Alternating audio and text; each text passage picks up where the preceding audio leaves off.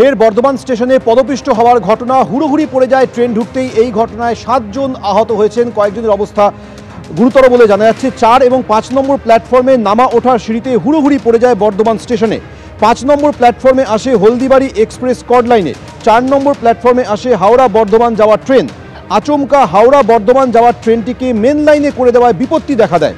Foot overbridge দিয়ে নামা ওঠার সময় পদপিষ্ট হওয়ার ঘটনা হয়। আহতদের মধ্যে 3 জন মহিলা এবং 3 জন পুরুষ রয়েছেন। এই ঘটনাটি বর্ধমান স্টেশনে ঘটেছে। 7 জন আহত হয়েছেন।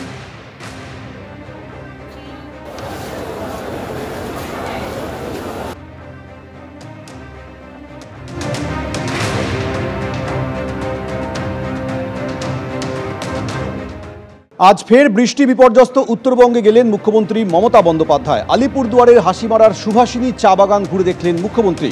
কলকাতা থেকে বিশেষ বিমানে আলিপুরদুয়ারের হাসিমারায় পৌঁছন মুখ্যমন্ত্রী মমতা বন্দ্যোপাধ্যায়। এরপর তিনি দার্জিলিংয়ে যাবেন। একই সঙ্গে মিরিক এবং অন্যান্য ক্ষতিগ্রস্ত এলাকাও পরিদর্শন করার কথা রয়েছে মুখ্যমন্ত্রীর।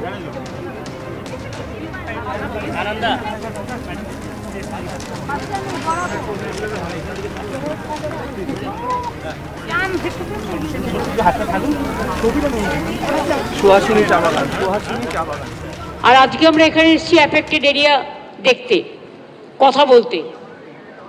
ডিএম টোটাল একটা রিপোর্ট করেছেন, এসপি করেছেন, রাজীব কুমার করেছেন, পুলিশের আইসিরা করেছেন, বিডিওরা করেছেন, লাইন ডিপার্টমেন্ট করেছেন।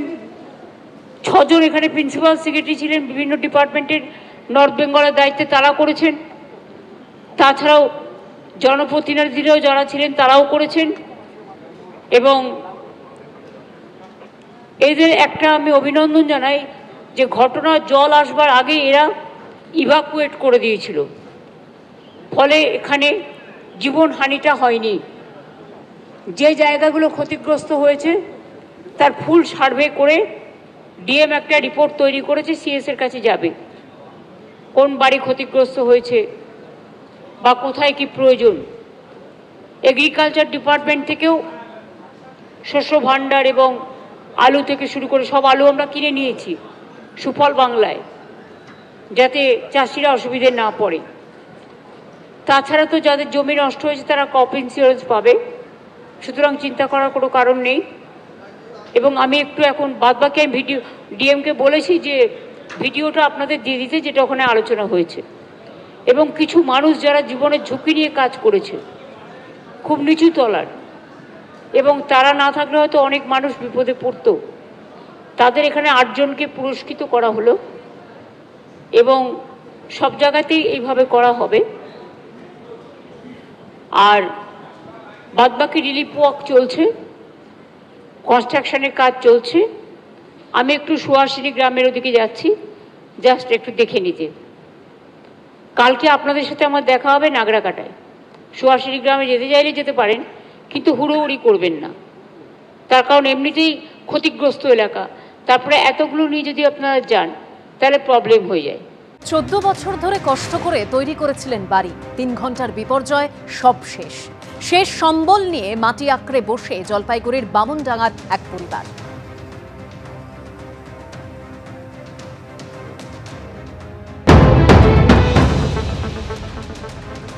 কিছুতেই মায়া ছাড়তে পারছেন না। 14 বছর ধরে কষ্ট করে তৈরি করেছিলেন এই বাড়িটা, তারপর 3 ঘন্টার ঝড়ে সব শেষ। আপনার ঘর কোথায়? আমার ঘর এইটাই, এই যে এইখানে খাট ছিল, বাচ্চারা ঘুমাইতো। এই যে এখানে পাক ঘর ছিল, তারপরে এখানে আমরা ঘুমাইতাম, নিচে ঘর ছিল, সবটা ভাসাই নিয়ে গেছে। এইটাই আপনার থাকার ঘর? হ্যাঁ, এটাই আমার থাকার ঘর। এই যে সামনে যেটাই দাঁড়িয়ে রয়েছে, এইখানে বারান্দা ছিল, তারপরে এখানে সিঁড়ি ছিল, আর পাক ঘরে এখানে, আর গোহালিটা এখানে ছিল। আরও একটা ছোট দোতলা ঘর, এখানে একটা সিঁড়ি। অনেক ভাবনা চিন্তা করে বানিয়েছিলেন 14 বছরের চেষ্টায়। এই মুহূর্তে ঘরটার এটাই হচ্ছে ছবি। কি ভয়ঙ্কর প্রাকৃতিক বিপর্যয় হলে এরকম একটা কংক্রিটের দালান এইভাবে উপড়ে যেতে পারে। এই গ্রামে যারা থাকতো কেউ তো আর নেই। হ্যাঁ, এইদিকে আছে যে কি সবারই অনেক এখানে আছে 5-6টা ঘর, তো একদম এদের ঘর আছে যে কি একটাও নেই, সব ভাসাই গেছে। আমার ছিল যে কি এখানে গরুর গোহালি ছিল, এখানে রান্না করার ঘর ছিল, এটা একদমই ভাসাই গেছে, একদমই চলে গেছে। আর এই ঘরটা আছে যে কি একদম থাকার মতন কিছু নেই, এখানে থাকবো কোথায়? এখানে থাকবো কোথায়, এটাই এখন সবচাইতে বড় প্রশ্ন। রাত বাড়ার পরেই এই অঞ্চলগুলোতে কিন্তু থাকার কোনো উপায় নেই। বাড়িটা যেভাবে ভেঙে পড়েছে তা দেখে বোঝা যায় যে এই বাড়িটাকে সারানো কার্যত অসম্ভব। থাকবো কোথায়, এটাই একমাত্র প্রশ্ন। শুধু এই দিদির না, যাদের বাড়ি ভেঙেছে, ঘর ভেঙেছে, তাদের সকলের থাকবো কোথায়। ক্যামেরায় দীপ্তেন্দু সিংহর সঙ্গে উজ্জ্বল মুখোপাধ্যায়, এবিপি আনন্দ, জলপাইগুড়ি।